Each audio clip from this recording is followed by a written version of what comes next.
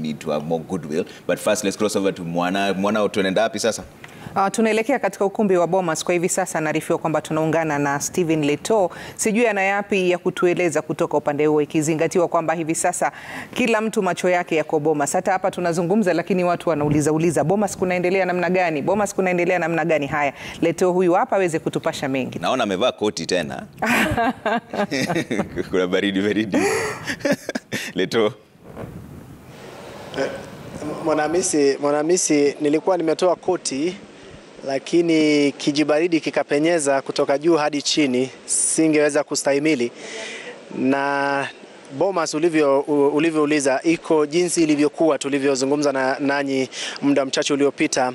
Ni zaidi ya masaa 6 sasa. Hatujapata bado ile orodha mpya ya jumlisho ya maeneo bunge kutoka kwa kamishna wa tume ya uchaguzi nchini IEBC. Lakini ukumbini Bomas mengi yanazidi kuendelea, manake ile kupiga msasa fomu mbalimbali ambazo zimefika hapa inaendelea. Na hali kando ilivyokuwa hapo jana usiku, ni kana kwamba hali sasa ipo shwari.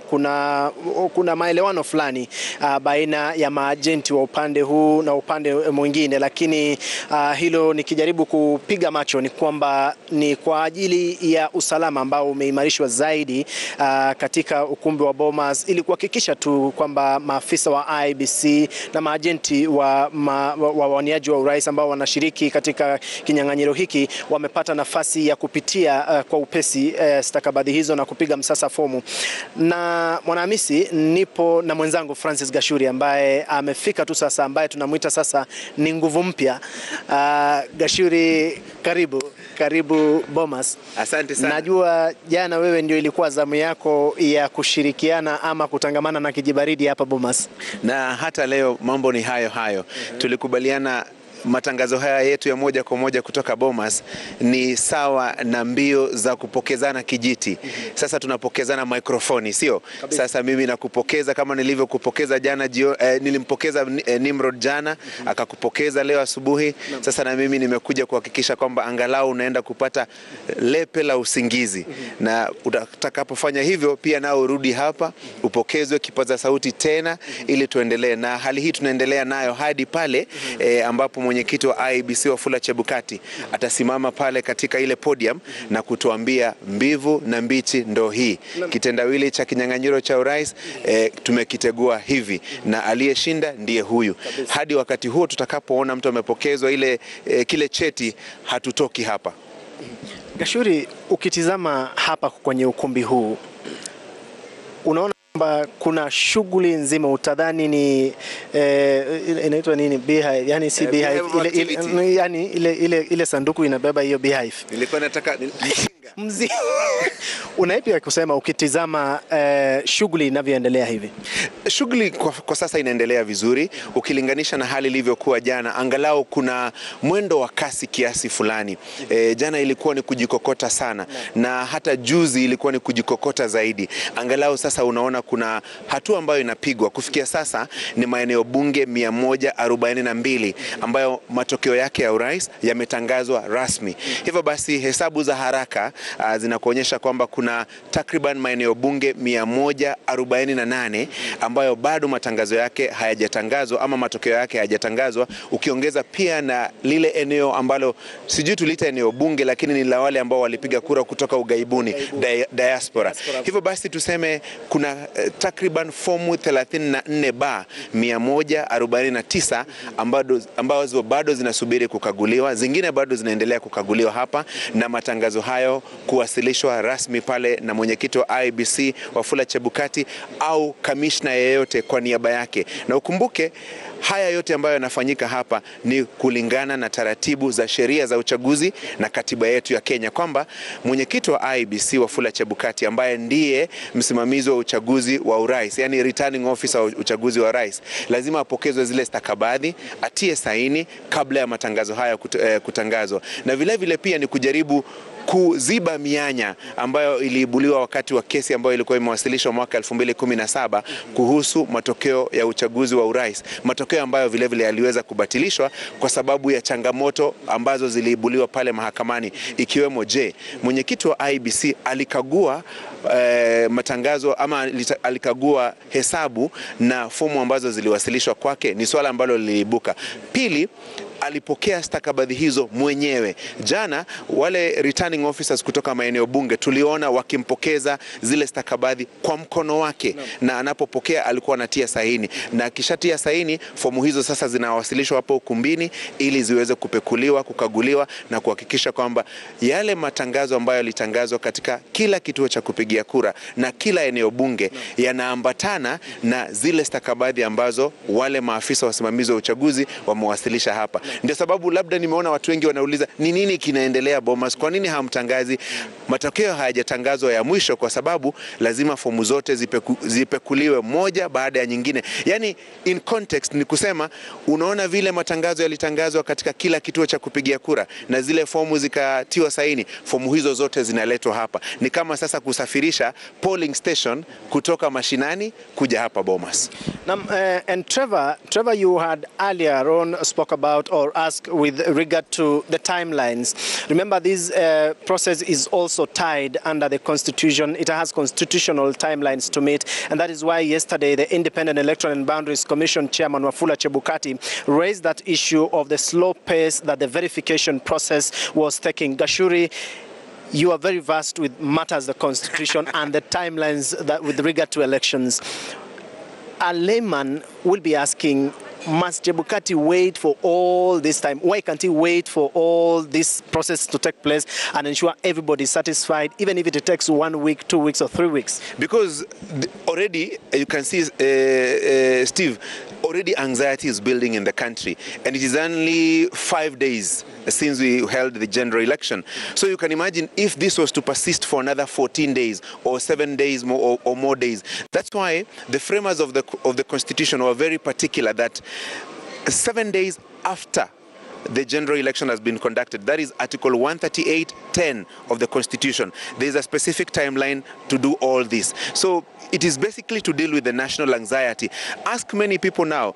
Quite a number of people have abandoned what they do on a daily basis. I even don't know how many people have attended churches today because of some anxieties that is building. I'm sure you have received so many calls, people asking you, Steve, what's happening at Bomas? I've received similar number of calls. What's happening? You can imagine that is national anxiety that is building, and we're just 5 days into this process. And that's why this process has to move accordingly in a faster pace if possible, so that the final declaration can be made, so that taifa lishushe pumzi, so that people can now know how the situation looks like. Those dissatisfied can proceed to go to court, and those are issues that are provided for in the Constitution. 7 days after the election, the results have been declared, anyone who is dissatisfied with the results can proceed to the Supreme Court. And once that has been that 7 day window period is closed, the Supreme Court will have 14 days to hear and determine any matters arising from the presidential election petition, from the presidential election based on a petition.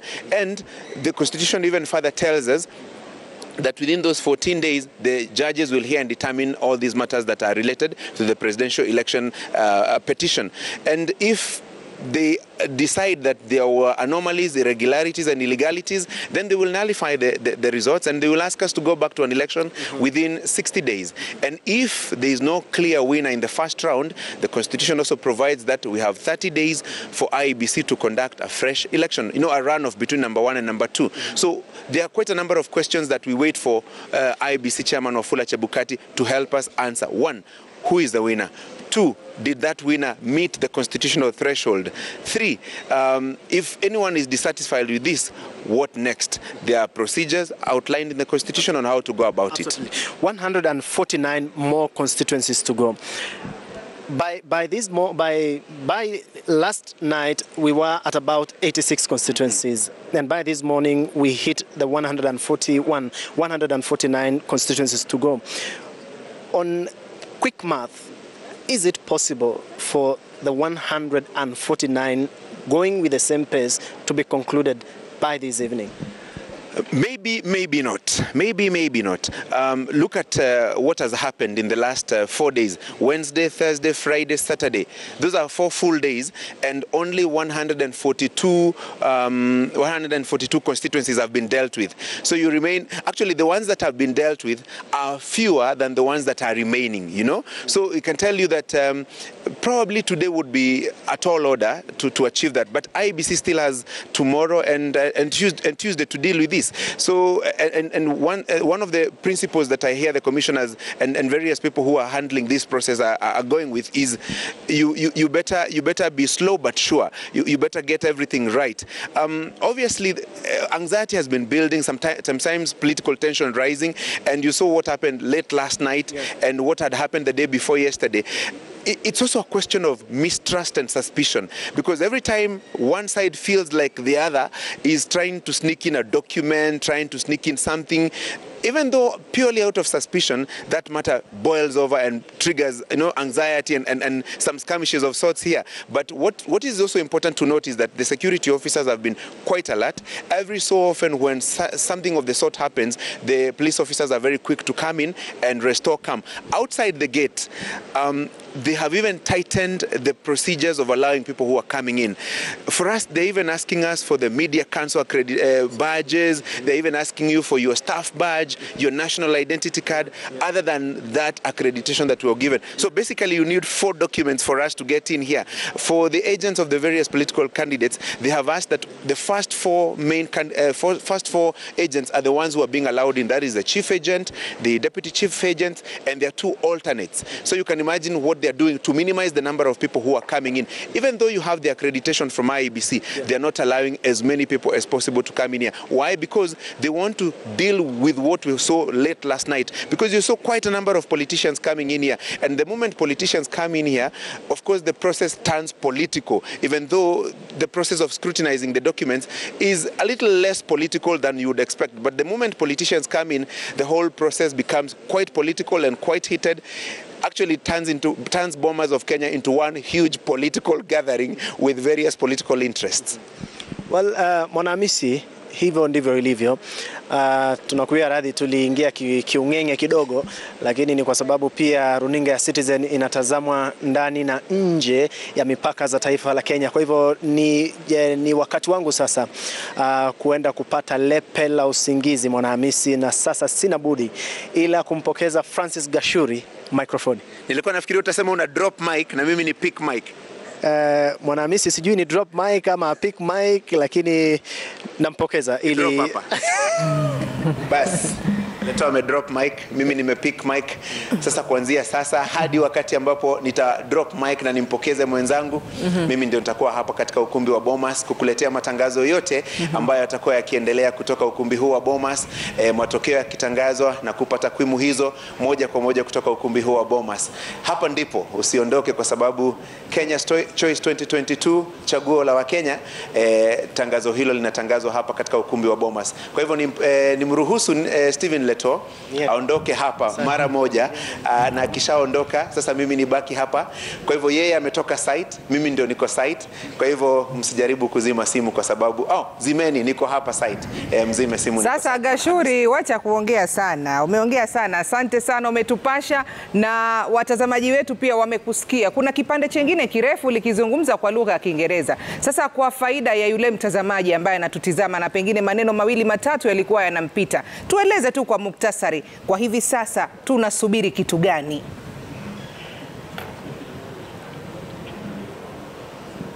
Na Mwanahamisi, yanayofanyika hapa ni ukaguzi wa zile stakabadhi.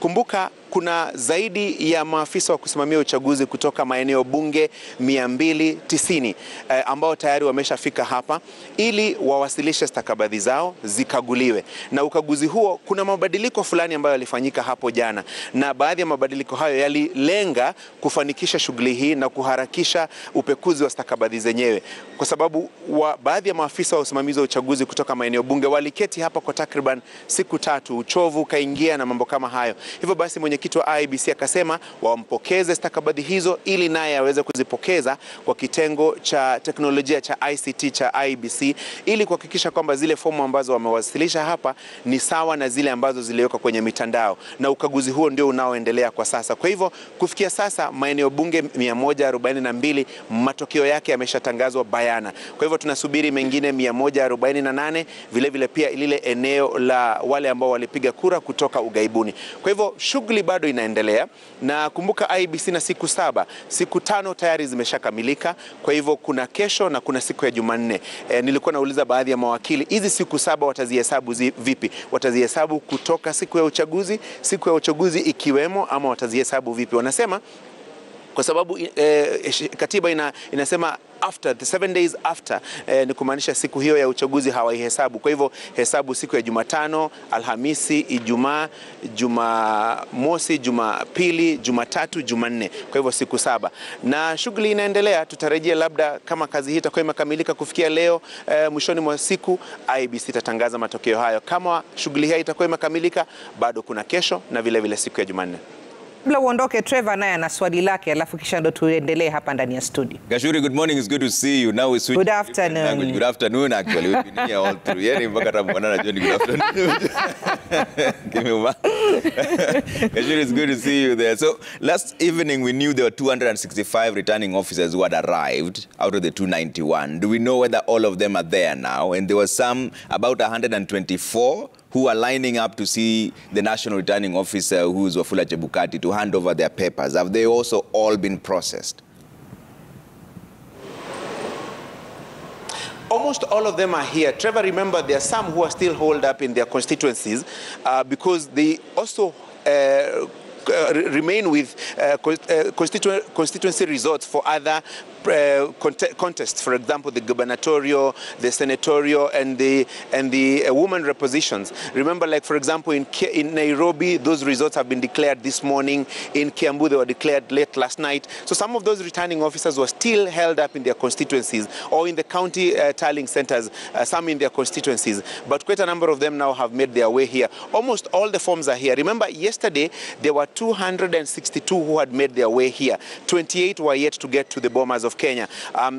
Some of the IEBC officials tell me that almost all of them are now here, and a few that are remaining are making their way here. They are in contact with all of them to ensure that they get here so that this process can be hastened. And for an election that is as close as this one, where everybody you ask from the Kenya Kwanza team, you ask from the Azimio team, all of them tell you that they have the numbers and each of their presidential candidates has won. So the best way to go about it is to have the results verified and the forms validated and verified, so that the results are announced here, so that with finality, Kenyans can get to know who really has taken it and to become the 5th president of the Republic of Kenya. All right. Thanks, Francis. Francis Gashuri there speaking to us live from the Bomas of Kenya, where the IEBC is stationed there. That's the National Tallying Center.